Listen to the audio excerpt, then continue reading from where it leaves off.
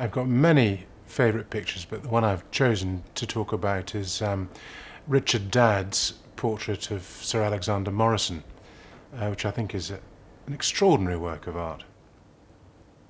It depicts the eminent psychiatrist Morison, who was a Scot who came from New Haven, and Dadd, who is, I suppose, best known for his extraordinary painting in the Tate Gallery called the Fairy Feller's Master Strokes of Fairy Painting, but equally well known, notorious for having actually killed his father.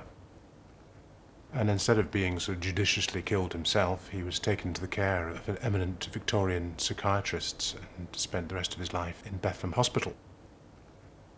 Morison, I think, is at the end of his tenure at the hospital and is depicted carrying his bowler hat in his hand as if on the point of departure.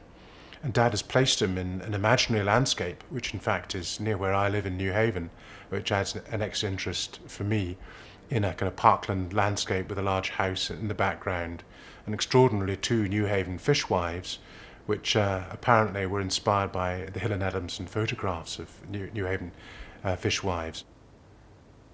The scene was described to the artist by Morison's own daughter, so it largely came from the imagination. I think it's a beautiful work of art. It also has this very strange, faux naive quality. And Morison, to me, he seems an extraordinary figure, an archetypal Victorian, both stern, scientific, probably quite deluded himself, and I think he makes a very interesting portrait.